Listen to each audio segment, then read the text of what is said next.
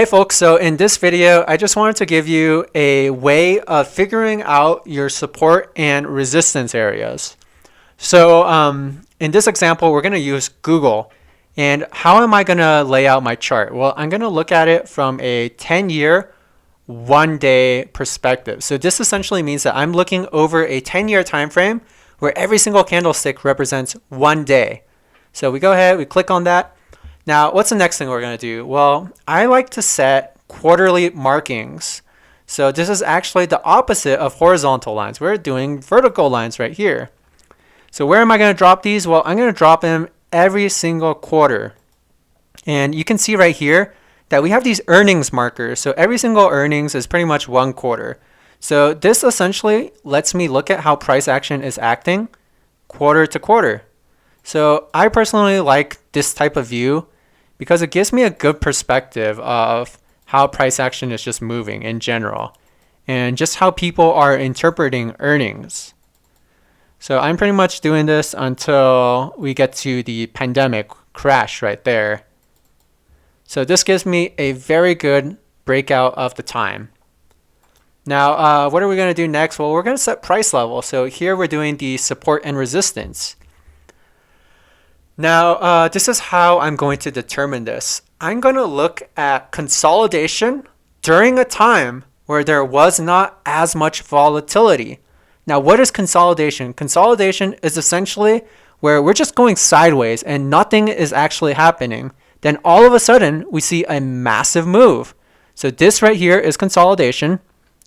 Big move, consolidation, big move, consolidation. And look over here, consolidation, boom, sell off.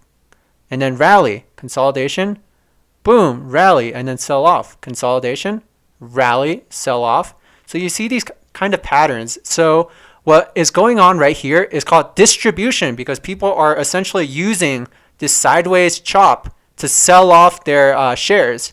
And then you see these massive rallies that are tricking people. And basically, they're just dumping right there. And then you see consolidation, dump, consolidation, dump. So this right here, this is all distribution. This right here, this is all consolidation. And it's consolidation where people are accumulating.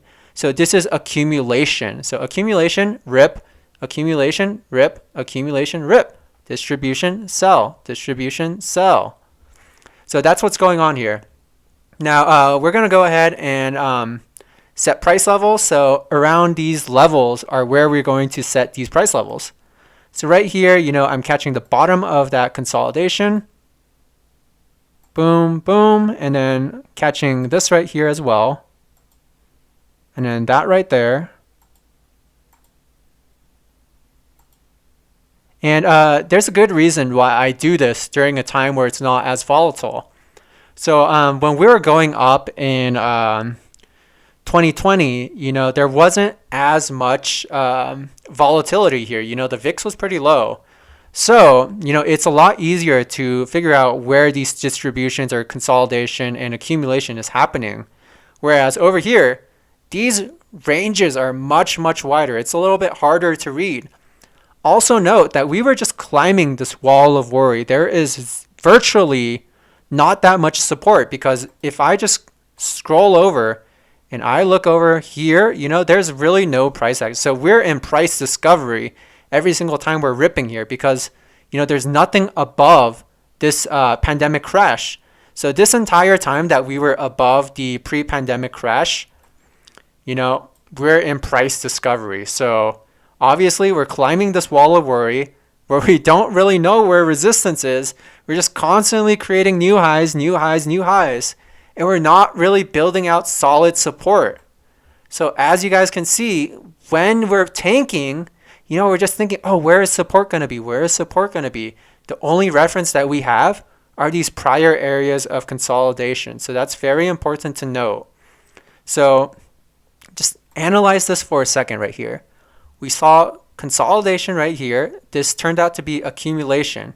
So where is this support zone? Well, the support zone happens right around 85 to right around 92. And then look over here. That is essentially where we fell. So we found some support right over here in this area because this was an area of accumulation. So, honestly, you saw some accumulation right here as well. And then we saw this major rip. Now, here's something else that you want to do. It's not always just about these horizontal trend lines. You want to look at these diagonal trend lines as well. So if I'm just connecting the tops right here, boom, you can clearly see that we had this breakout right here. But this breakout was a false breakout because look, price action is now down below this. Now we have something similar going on in the S&P 500, the NASDAQ 100, and you see the similar pattern going on. But here in Google, you can see that we broke back underneath this breakout area. So this was a false breakout, and honestly, this type of price action is very, very bearish. Now, here's what I'm going to do. I'm going to zoom in a little bit more. So where are we right now? Well, right now we're at 89.35. So here's what could happen. We could essentially hit the bottom of this range, which is right around 84.90, or we could go back to the top of this range, which is right at 92.28.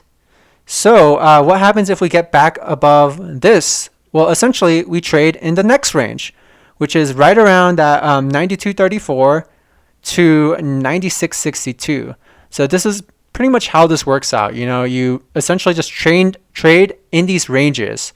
So right now, we have this pretty steep range. And, it's 85 to around 92.34. So what is that? That's like a $7 move. So yeah, we're right pretty much in the middle of that. So you could see a lot of volatility on Google moving forward. But just do know that if we do break back above this trend line, you might see a sizable rally. And maybe that could take us to the top of this next price zone, which is right around 96.62. So just looking at this right now, it's a little bit hard to tell, hey, where are we going to go? Are we going to get back above this? Are we going to try and retest this? Because if we do, this could be some serious resistance because now we have this downtrend line, and then this was a false breakout. Plus, we have this resistance shelf. So hey, you know what? Now you have this intersection where you see double resistance. So, if we do break back above this, you could expect that there will be some bullish follow through. And, maybe we could just go all the way up to that next range. So I hope you guys enjoyed this breakdown video and have a good one.